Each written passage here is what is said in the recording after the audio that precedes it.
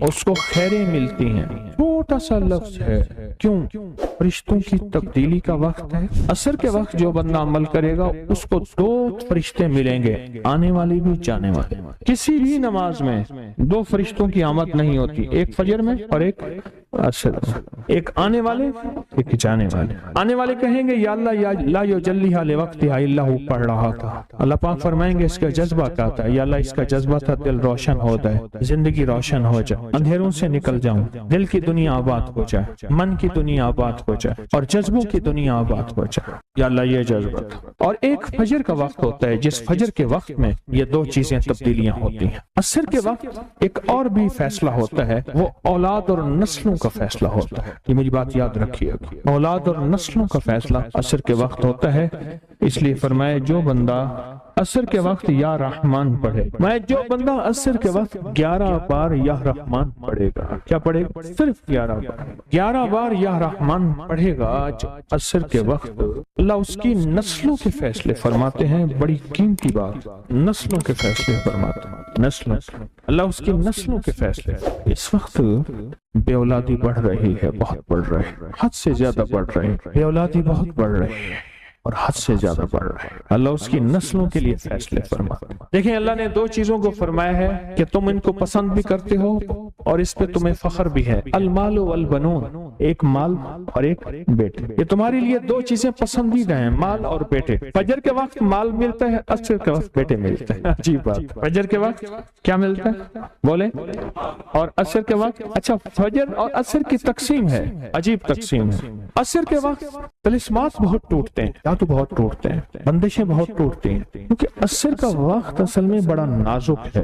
ظہر اور مغرب کے درمیان کا نازک وقت. انسان نے ظہر کو وقفہ کیا، فجر کا کام کیا ہوا، اب وہ اس کو مغرب قریب نظر آتی ہے. اور یہ نماز بہت حساس نماز، بہت حساس، بہت حساس. فجر کا جو بندہ فجر کو قیمتی بنا لے گا، اللہ اس کی نسلوں میں روزی نہیں چھینے گا، اس کی نسلوں میں رزق نہیں چھینے گا، اس کی نسلوں کے اندر روٹی نہیں چھینے گا، اس کی نسلوں میں قرضے نہیں ہوں گے، اور اس کی نسلوں میں فقر نہیں ہوگا، اس کی نسلوں میں غربت نہیں ہوگی، اور اس کی نسلوں میں مفلسی نہیں ہوگی. اور لفظ مفلسی فلوس سے ہے. فلوس کہتے ہیں مال کو، پیسوں کو. عرب میں کہتے ہیں فلوس معافی، پیسے نہیں ہیں. مفلسی فلوس سے نکلی. اللہ پاک اس کی نسلوں سے مفلسی نہیں دیں گے جو فجر کے وقت کو قیمتی بنا لے. تھوڑا سا وقت فجر کا، اور ہے نازک سا وقت. عصر کا وقت بھی بڑا نازک سا ہے، آیا اور گیا. ظہر کا وقت بہت لمبا، مغرب کا وقت عشاء تک، عشاء کا وقت فجر تک، فجر سے پہلے سارا عشاء. عصر کا وقت بہت نازک ہے اور فجر کا وقت بہت نازک. یہ 2 وقت فیصلوں کے ہیں، اور ان 2 وقتوں میں جو بندہ فیصلے کروا لے وہ اندھیری دنیا سے نکل جائے گا. بیٹے، نعمتیں، رزق، عزتیں اور برکتیں پائے گا. اور میں نے پہلے بھی عرض کیا کہ فرشتوں کو دوست بنائے. فرشتے جب دوست بن جائیں گے، ہمارے ہر کام میں، ہر مشکل میں ہمارا ساتھ، ان سے ہمارا تعلق بن جائے گا، ان سے ہمارا انس ہو جائے گا، ان سے ہماری دوستی ہو جائے گی، انس ہو جائے گا، دوستی ہو جائے گی. پھر جو کام کہیں گے وہ فرشتے ہمارے کاموں میں لگ جائیں. کیوں؟ اللہ نے فرشتے بنائی اس لیے ہیں، اور اگر ان کو ہم کام کہہ رہے ہیں تو یہ شرک نہیں ہے. اللہ نے تو بنائی ہماری خدمت کے لیے. مثلا ایک بندہ اپنے کسی خادم کو کہتا ہے مجھے پانی پلا دے، تو ساتھ بیٹھا کہتا ہے کہ شرک کر رہا ہے. کیوں؟ تجھے تو اللہ سے پانی مانگنا تو بندے سے مانگ رہا ہے، تجھے تو اللہ سے مانگنا تھا، بندے سے کیوں مانگ رہا ہے؟ اللہ نے اس بندے کو میری خدمت کے لیے مقرر کیا ہے، میں اس سے اگر مانگ رہا ہوں میں مجرم تو نہیں ہوں. عصر کے وقت کو قیمتی بنا اور فجر کے وقت کو قیمتی بنا. فجر کے جو لمحات ہیں، یہ فجر کے جو لمحات ہیں یہ رزق کے لیے بہت زبردست ہیں، اور رزق روحانی اور رزق جسمانی. جو کہتے ہیں میرے گھر میں رزق ختم نہ ہو، میری نسلوں میں رزق ختم نہ ہو، اور میری نسلوں میں فاقے نہ ہو، غربت نہ ہو. بڑے تمنگر دیکھے، بڑے مالدار دیکھے، ایسے لوگ دیکھے جن کے پاس خزانے ہی خزانے تھے، لیکن فقر اور فاقے کی جب لپیٹ میں آئے تو ہر چیز ختم ہو گئے. کیونکہ جب دینے پہ آتا ہے ان گنت دیتا ہے، اور جب لینے پہ آتا ہے پھر ان گنت لیتا ہے और इतना लेता है कि फक्र फाको और गुर्बत की इंतहा हो जाए। अपनी जिंदगी के सफर में इन दो औकात को कीमती बना। काली दुनिया से निकल जाएंगे, अच्छा फिर काली दुनिया के साथ काले रोगों से निकल जाएंगे। ऐसे रोग, ऐसे मसाइल, ऐसे मुश्किलात जो मुझे जिंदगी में उलझा दें, जो मेरे रिस्क में मुझे उलझा दें, जो मेरी सेहत में मुझे उलझा दें, जहाँ नाकामियां और परेशानियां मेरे इर्द गिर्द पैदा कर दें और मेरे हालात में मुझे तंगियां आ जाएं, मेरे हालात में मुझे सख्तियां आ जाएं, काले रोग ऐसे हों, लोग मुझे छोड़ दें, लोग मुझसे मुंह मोड़ जाएं, मुझे छोड़ दें, मुझसे मुंह मोड़ जाएं, और बीमारियां ऐसी हों, छोटी सी बीमारी हो, छोटी सी। दो लम्हे हैं, दो वक्त हैं, एक असर का वक्त और एक फजर का वक्त। इन दो लम्हों और दो वक्तों में अपनी जिंदगी का थोड़ा सा फारिग करें, थोड़ा सा फारिग करें।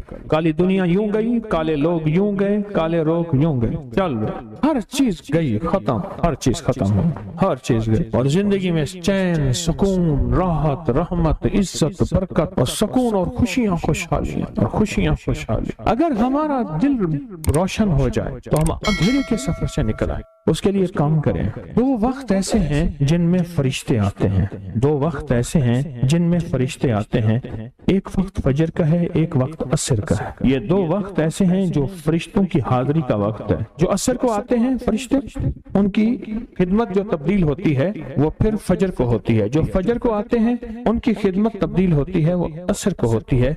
दो वक्त ऐसे हैं, इसलिए आपने देखा होगा फजर और असर के बाद अक्सर बैठ के थोड़ी देर तस्बीहात पढ़ते हैं। उसकी वजह यही, ये दो वक्त ऐसे हैं जब हाजिरियां तब्दील होती हैं। इन दो वक्तों में फरिश्तों के जरिए अल्लाह के पास कुछ पैगामात पहुंचाते हैं कि अल्लाह तेरा दोस्त बनना चाहता हूँ, इस दिल की दुनिया को आबाद करना चाहता हूँ, इन जज्बों को पाक करना चाहता हूँ और तेरी महबूबियत चाहता हूँ और तुझे महबूब बनाना चाहता हूँ। अल्लाह तू चाहता तो हो जाएगा, तू चाह ले। और अल्लाह का एक निजाम है, अल्लाह का एक निजाम है, और वो निजाम रब का सच्चा निजाम, वो निजाम रब का सच्चा निजाम। और वो निजाम क्या है? ये जो चाहता है अल्लाह उसके लिए कर दे, उसका सच्चा निजाम। जो चाहता है अल्लाह उसके लिए कर दे। इसलिए असर की नमाज के बाद जो शख्स असर की नमाज के बाद क्या करता है, ला युजल्लिहा, बस सांस रोक के पढ़ ले, जितनी दफा पढ़ ले। असर की नमाज के बाद, असर की नमाज के बाद बड़े फैसले होते हैं, और फजर की नमाज के बाद बड़े फैसले होते हैं, ताकतवर फैसले होते हैं, बहुत ताकतवर फैसले होते हैं। ला युजल्लिहा लिवक्तिहा इल्ला हू। असर के वक्त में एक और चीज है और बड़ी अहम चीज है। एक तो मैंने असर के वक्त में अर्ज किया, ला युजल्लिहा लिवक्तिहा इल्ला हू, सांस रोक के पढ़ लें, जितनी दफा पढ़ लें, बहुत मिलता है। तस्बीहात फातिमा कब पढ़नी है? फजर के बाद और असर के बाद। उसकी वजह है कि फरिश्तों को ये तीन अल्फाज बहुत महबूब हैं, कलिमतान खफीफतान, अल्फाज बहुत ताकतवर हैं। इसलिए तस्बीहात फातिमा फजर और असर के बाद ये वक्त फरिश्तों की तब्दील का है। जो सुबह और शाम ये तीन सूरतें पढ़ ले, फरमाया ये तुम्हें हर चीज से काफी होगी। हजरत आयशा सिद्दीका रज़ी अल्लाह तआला अन्हा से रिवायत है कि आपने फरमाया, जब बिस्तर पर सोने के लिए तशरीफ लाओ, अपनी दोनों हथेलियों को इकट्ठा फरमाते। आप जब बिस्तर पे सोने के लिए तशरीफ लाते, अपनी दोनों हथेलियों को इकट्ठा करते। अब आप देखें, ये अमल है। एक बंदा कहता है कि हथेलियों को इकट्ठा करने की क्या जरूरत है, ऐसे ही पढ़ ले। ये अबकरी वाले ये अमल कहां से ले आए हैं? उसकी नावाकफियत है, उसके इल्म की कमी है। जो अमल मेरे कमली वाले ने फरमाया, अब मुझे किसी दलील की जरूरत नहीं है, या है किसी हवाले की, किसी सबूत की नहीं है। जो मेरे हजूर ने फरमाया बस हक है, हक है और हक है।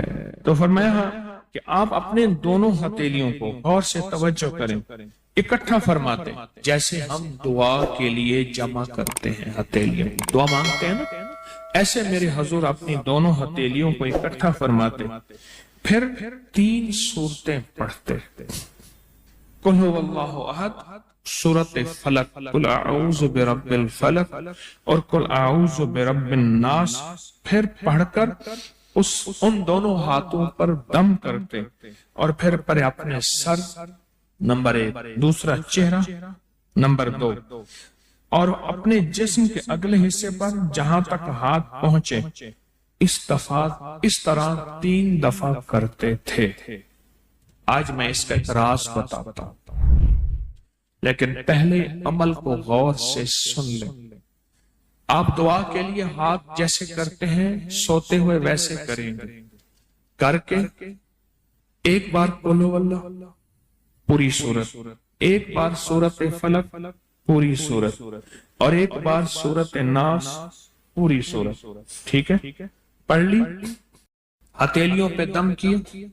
دم کرنے کا پہلے سر پر اوپر سے شروع کرتے حضور، سر، چہرہ، چہرے کے بعد اپنے جسم کے اگلے حصے پہ جہاں تک ہاتھ پہنچتا، پھر پچھلے حصے پہ آپ پھیرتے، اگلے حصے پہ پھیرتے، پھر دوسری دفعہ ایسے کرتے، ہاتھ پھیلاتے، دونوں ہتھیلیاں، پھر یہ 3 صورتیں پڑھتے، پھر ایسے کرتے، پھر تیسری بار، تیسری دفعہ بھی ایسے کرتے تھے۔ اس کے فائدے کیا ہیں؟ میں فائدے بتاتا ہوں۔ ابن عباس سے روایت ہے کہ جو شخص سوتے وقت قل ہو اللہ اور معوذتین فلق اور ناس 3 بار پڑھ لے، اگر اسے اس رات موت بھی آ گئی تو شہادت کی موت مرے گا، اگر زندہ رہا تو گناہوں سے پاک کر دیا جائے گا۔ سوتے وقت یہ عمل 3 دفعہ کر لے۔ اور عبداللہ بن خبیب سے روایت ہے، فرمایا جو صبح و شام 3 بار قل ہو اللہ اور معوذتین پڑھ لے، مثلا 3 دفعہ قل ہو اللہ، 3 دفعہ فلق اور 3 دفعہ ناس، یہ صورتیں، فرمایا جو صبح شام پڑھ لے، صبح شام۔ یہ اور روایت ہے، پہلا عمل ہتھیلیوں کو سیدھا کر کے 3 دفعہ کرنا، پہلا عمل وہ ہے۔ دوسرا عمل یہ ہے کہ جو صبح اور شام یہ 3 صورتیں پڑھ لے۔ اب اس کے کمالات سنیں، فرمایا یہ تمہیں ہر چیز سے کافی ہوگی، بس اب تمہارے لیے اللہ کافی ہو گئے، اب تمہیں کسی چیز، کسی پریشانی، کسی دکھ، کسی تکلیف، کسی ناکامی، کسی مصیبت کو انشاءاللہ آنکھوں سے نہیں دیکھو گے۔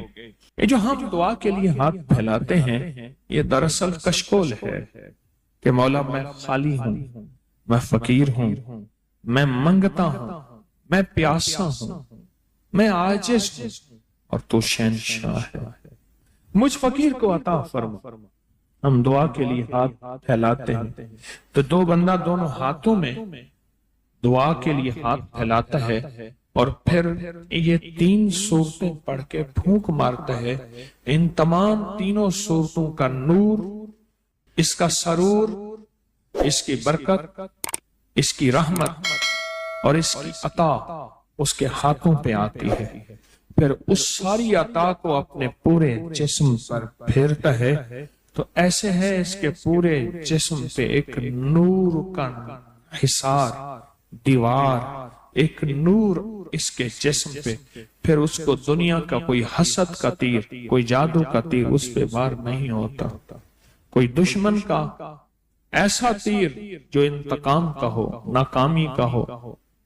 ایک چیز ہے، ایک دعا ضرور پڑھا کریں، اللہم انی اعوذ بک من زوال نعمتک، بس اللہم انی اعوذ بک من زوال نعمتک، اے اللہ مجھے نعمتوں کے زوال سے بچا، نعمتوں کے زوال سے۔ میں بیٹوں کے ساتھ جا رہا تھا، میں نے کہا بیٹو یہ دیکھو یہ جگہ ہے جہاں میں نے اس کی چارپائی دیکھی تھی، چارپائی کے نیچے سوراخ تھا، وہیں سے اجابت پیشاب، اور وہیں سے، اور وہ میں نے اس کا شاہی دور دیکھا تھا، بہت بڑا کک تھا شیف، بہت بڑا، لینے لگی ہوتی تھی، اور وہ دیکھ گرم دیکھ، چلتی دیکھ پہ پاؤں رکھ کے نا براہ راست بغیر جوتے کے اندر کفگیر مارتا تھا، بہت بڑا شاہی آدمی تھا، پر زوال نعمت ایسا ہوا گلی میں پڑا رہتا تھا، کوئی روٹی دیتا تھا، ہائے پانی کہتا تھا، کوئی پانی نہیں پوچھتا تھا، اور ایک رات سویا، صبح دیکھا تو مرا ہوا تھا، یوں لپیٹ کے چند بندوں نے جنازہ اور مٹی کے سپرد کر دیا۔